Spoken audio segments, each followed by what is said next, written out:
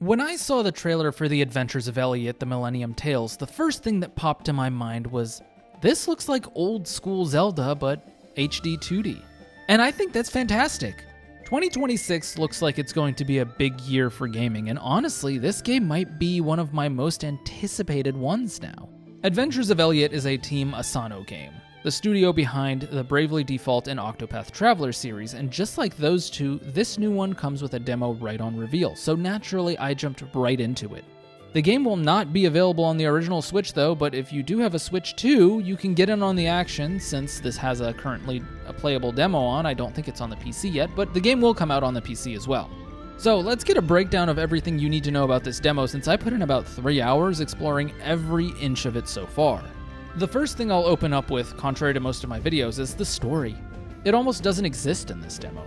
We start off in a land that has a spell that wards off monsters and it's kind of fading, and the princess and the king ask for help of an adventurer, and you're that adventurer. They point you in the right direction to set off on your journey, and well, that's it, off you go. You have a fairy companion with you, kind of like Navi from Zelda, or dare I say Aerie in Bravely Default, but this one doesn't get to say much in this game so far.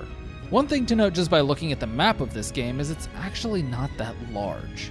In an hour and a half, it seems like we've traversed about 35 to 40% of the available map in this game, and so if someone plays flawlessly through the first region that we have access to, you can probably anticipate to be done with it in about 4 hours, which honestly doesn't really make sense given the developers and the type of game this is.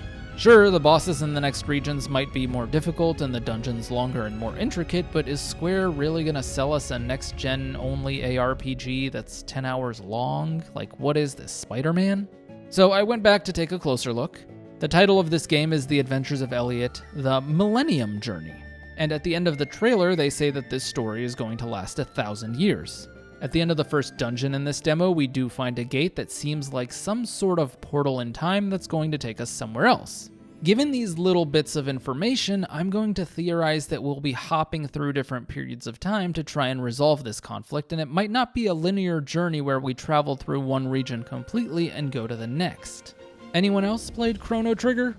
I'm not gonna say this is going to be comparable, but it seems like if Zelda met Chrono Trigger and they had a baby, this is somewhat of the kind of concept the games would create. Although I guess Legend of Zelda Oracle of Ages kind of did that too. It was the same map, just in 3 different times. And that was a banger as well, so I wouldn't be mad there. Unfortunately, that's all the detail we have, so I can't really make any further conclusions than that. We'll have to wait and see, but they've got a good history with story writing, so I've got faith. Anyways, back to our demo, and this demo seems to be purely about the raw gameplay and the systems that the game introduces. At its core, it's very simple. You have 2 buttons that are assigned to your weapons, and you can swap out those weapons as you see fit. The demo offers us 4 different ones. You start out with a sword, bow, and some bombs, and eventually you can unlock the chain scythe if you find it in the overworld. These weapons can also be further improved. The sword gets a DPS upgrade, and the bow and bombs can increase the amount of ammo you can hold. The chain scythe is already very powerful at baseline and doesn't have a direct upgrade yet, but I can't rule that out at the moment since, well, it's at the very start of the game. Given by the way the sword operates, it upgrades into the Dark Sword, I think it's called, which then has 2 stars next to it. This effectively doubles the amount of DPS you can do, but also increases the charge attack you can do by a tier to make it go up to blue. I'm gonna go ahead and go out on a limb here and say this is probably not the only sword upgrade you can get, otherwise why would they bother making a star system? But it wouldn't surprise me if it went up to at least 3 stars total. This applies to the sword, bow, and the sickle chain is what it's called. It's not the chain scythe, but not the bombs. Bombs seem to have a flat 50 attack, and I guess they can't be upgraded further, but I did see that there's like a 1 star next to the bow and the sickle chain. There is also a shield that everyone has equipped by default that you can use with the R button. If you time your shield at the right moment, it executes a parry function, but even if you don't, you still block all blockable attacks at the cost of durability. I'm assuming as well with the upgrades of the shield, it'll block stronger attacks and then have higher durability. I don't know what else it can do. Maybe a reflection or a parry or, something like that. And that wraps up almost everything we know about the weapons and shield, but it does leave a little bit of room for speculation from me. I don't always like to compare games, but one of the things that really made the original Legend of Zelda games so charming was the amount of gear that you got and how creative they were with puzzles and bosses that involved them.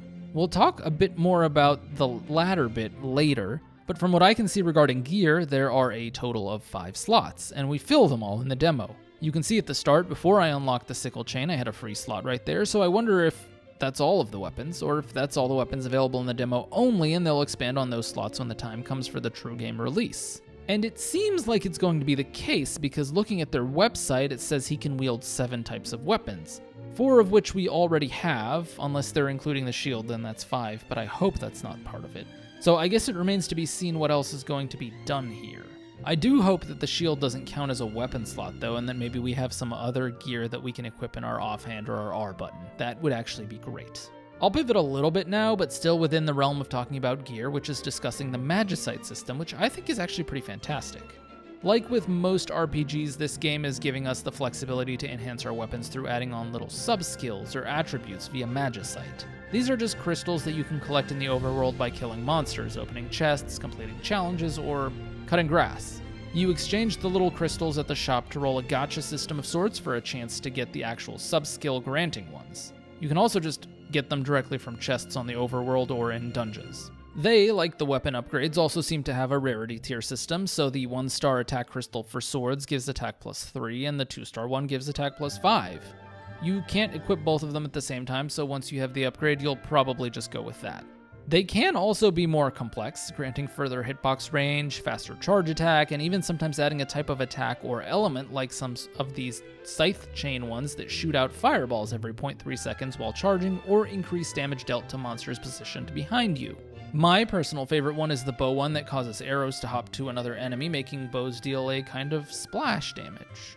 Anyways, this gear system will probably be deeper than we think, especially since we have Magicite loadouts, so we can easily swap between sets based on the weapon combinations we want to use.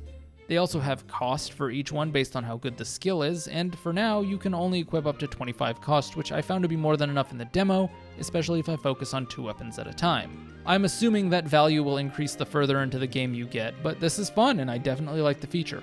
In addition to that, I think there's a system that's not entirely well explored in the demo, and that's the accessory system. The in-game shop has a few of them if you're willing to backtrack and spend some hard-earned cash on them. The Stomper's Anklet stuns enemies in a radius after you jump. The Runner's Anklet increases your movement speed at the cost of making you take more damage, which seems a bit pointless given the next feature I'll talk about. And the Explosive Brooch is a fun one that makes anything you pick up and throw explode on impact. There is also one you get in the game that makes the fairy's collection radius increase, but that's also not that impactful. This is where I feel the main game will either do a really good job expanding on it, or it'll fall really short, because I'll be honest, I didn't really make use of this during the demo, and you only have 1 accessory slot at a time for you to equip stuff in. Kind of disappointing for now, given everything else that's going on, but definitely something that can be quite limitless in terms of how they expand it. The last gameplay feature to really talk about is our fairy friend, Faye. She can be controlled with the right analog stick and gives us access to 2 skills that can be used. I have mixed feelings about this because, on the one hand, the hyperspeed option is fantastic for dashing through the overworld sections that I've already explored, but on the other hand, warp feels incredibly broken and quite easy to abuse, not only to shortcut some exploration and dungeons, but even in battle to just straight up nullify attacks or dodge enemies. There are some puzzles built around it, but I just don't know if I like this.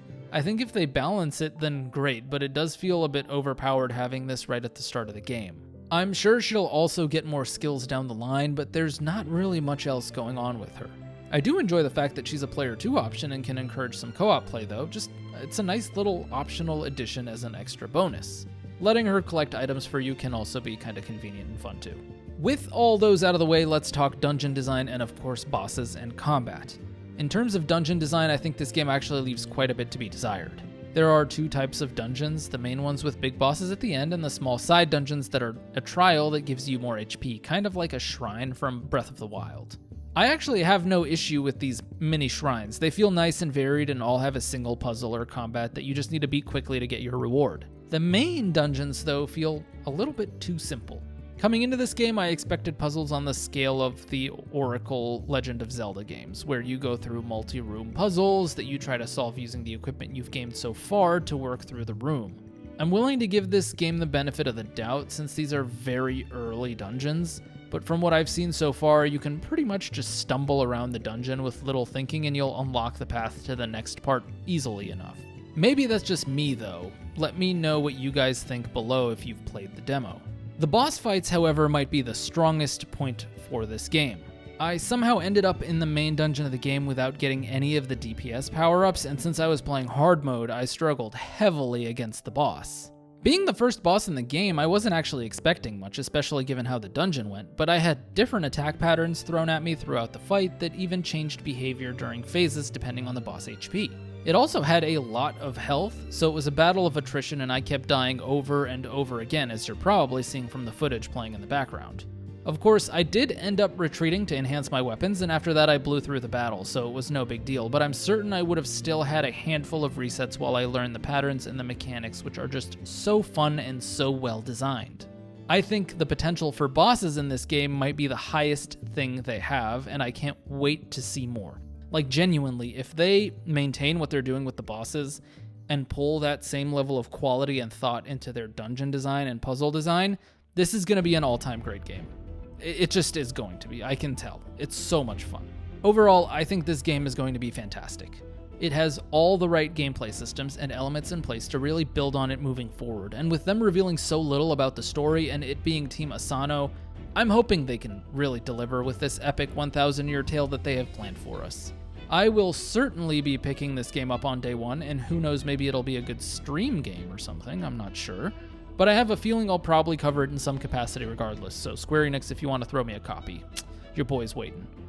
Having said that, I hope you all enjoyed this video. Let me know your thoughts below and whether or not you guys are getting it or if you've tried the demo. And I'll see you all in another video very soon. Peace.